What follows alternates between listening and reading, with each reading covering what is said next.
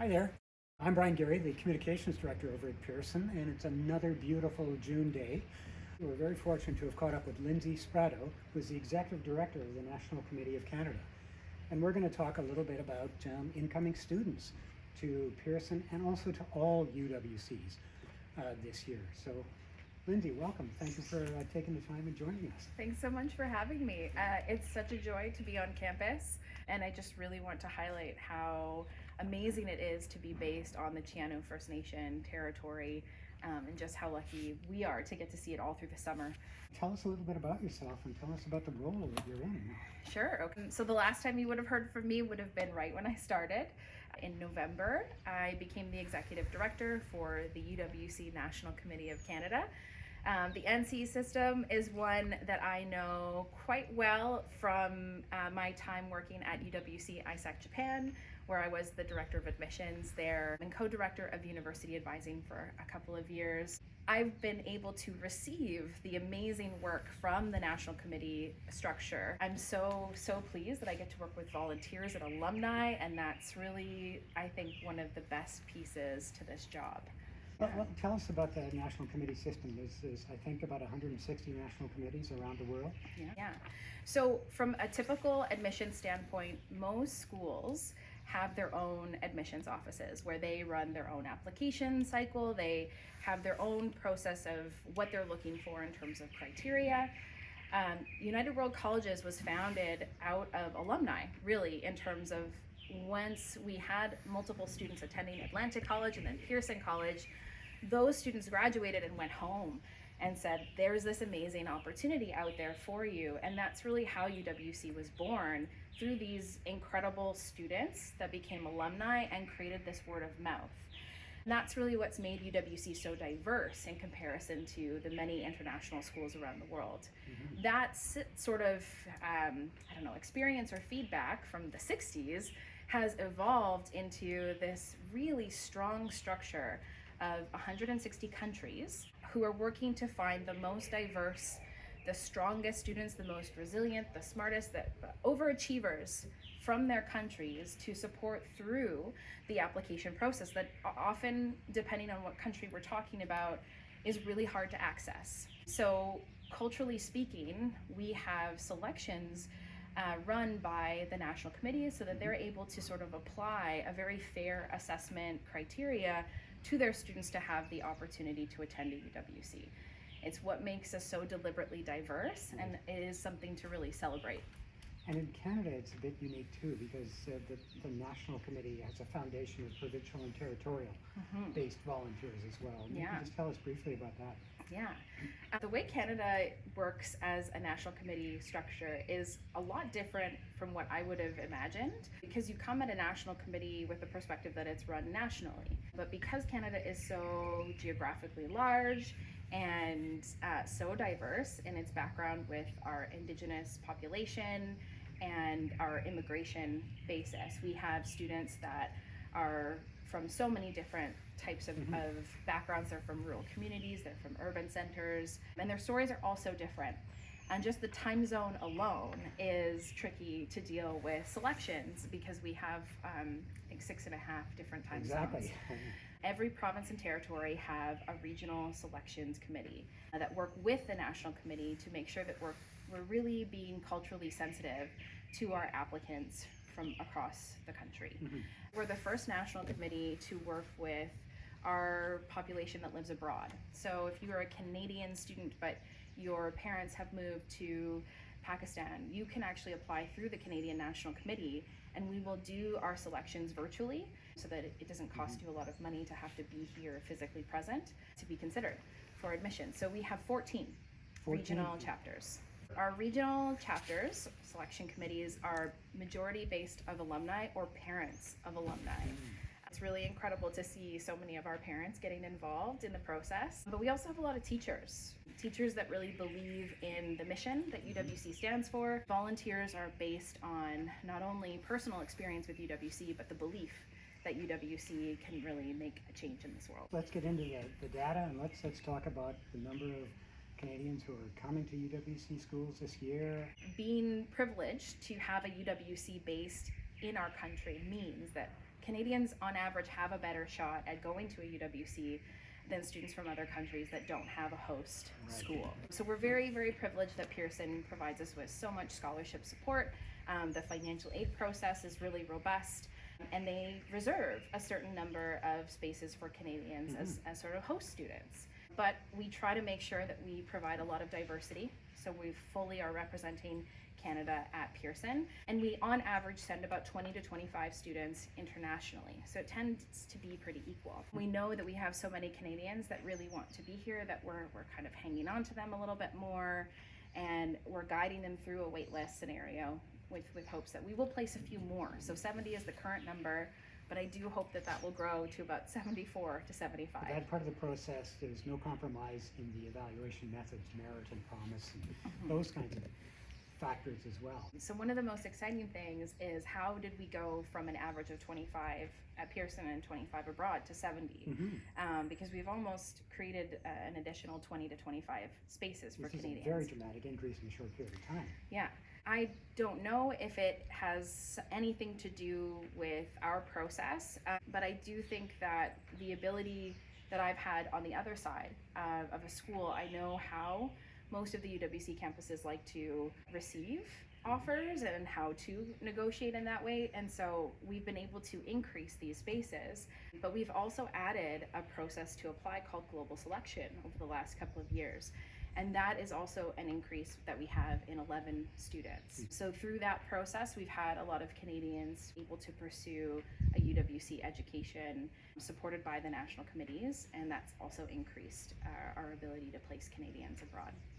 And approximately how many are we expecting at Pearson? This year, we're expecting 25, but I am hopeful that there will be 3 or 4 more added to that. Yeah. And are Canadians going to all 17 other UWCs this year, or? It's different. Most? It's different every year. Yeah. I wish that we could say that. However, with the pandemic that we've experienced, there are certain countries that are a lot harder to get study visas. Do we have a good representation from all provinces and territories incoming this year? So this year we don't have representation from every province or territory. Unfortunately, we don't have a student headed to UWC from Saskatchewan or Manitoba or from Nunavut. And those are 3 core areas that we are hoping to see some added support. We're definitely seeking volunteers. If we have any alumni in those provinces and territories specifically, love to work with them. They're sort of areas that I will be working really hard to increase application numbers and nominate students. I know that we do have a lot of interest in Indigenous applications to the national committees around the world, and specifically the National Committee of Canada. How do things look this year? We had 10 applications from students who self-identified as Indigenous from across Canada. We have 6 Indigenous students going to UWC this year, 5 of whom are coming to Pearson, and 1 student who is headed to Atlantic College. We're so pleased that we were able to prioritize Indigenous candidates for spaces at UWC, and I'm so pleased that we will actually have 4 provinces and territories represented. So I think just the diversity of our Indigenous population here at Pearson is going to blossom from that. And I'm very happy to say that we're really seeking ways to engage more with our Indigenous alumni and youth groups across Canada to make sure that the awareness is there, that this is an option, and that we are looking to support more Indigenous students attending UWC. And that in turn supports our Indigenous Reconciliation Action Plan at Pearson, and also our burgeoning relationship with the Chiano First Nation. Absolutely, yeah. I've seen over the past couple of years with COVID and with many other things going on that mental health and wellness of students, of young people, is really a primary concern. So is there sort of a support mechanism that the NCC goes through to look at students' mental health, wellness, abilities, and try and make them successful for what is a very challenging UWC experience? Yeah. So one of the core things that we've done in Canada is that we're talking about it, and we're making it a huge part of putting the power on the student and the family to understand what they're signing up for. One of the core challenges that I found is that when Canadians apply, they see all of the UWC campuses as a utopia, as this sort of place where everyone gets along, everyone has these these similar beliefs, and that's actually very incorrect. Not that we're not an amazing place for students to come and study for their final 2 years of high school, but we are a really incredible challenge. And I'm not sure if we recruit that way. I don't know if we really highlight it as much as we should. And I do think sometimes students are potentially applying because they do think it would be better than where they are, which is very valid, and it often is. But what we're asking students to do is arrive here with their beliefs that may not have ever been challenged before. And we're putting them into a room with very little privacy with people who likely disagree with their beliefs. The world is very diverse. And so when we're talking about placing someone who does believe that it is okay to be LGBTQ2+A, and someone who has a religious belief perhaps that is keeping them from accepting that belief, if they have to live together, that is a really core personal challenge that we're asking both students to arrive and build tolerance and acceptance and an understanding of humanity. This is not something that is easy to do in the classroom with academic rigor, with exams, with increased pressures because you're surrounded by all-star students. This is hard. We also really want to make clear that diversity means more than just your nationality and just your province or territory. There is neurodiversity that we need to be talking about. There's diversity in so many different aspects to consider, and mental health is one of those pieces. So for selections, we want to make sure that our students are prepared and they understand what they're signing up for and that they're prepared for success. So we've created an additional stage for Canadians to go through. There's the application stage. Students write the application. Students are invited to do an in-person interview.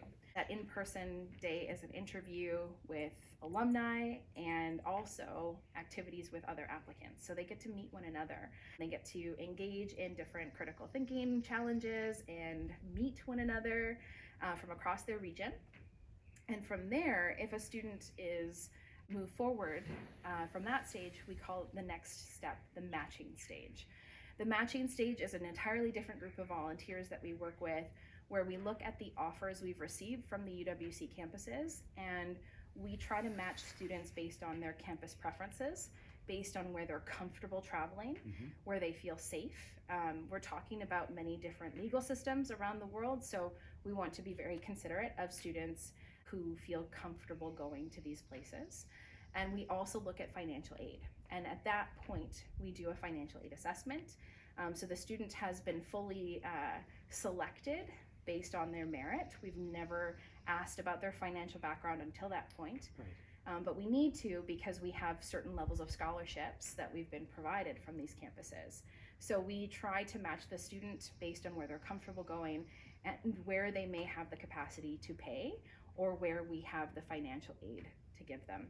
At that stage, we also do consider health and accessibility as well. If we know that a campus may have better supports in terms of wheelchair accessibility, and we have a student who needs that, we want to make sure that we have that critical information to match the student with an offer.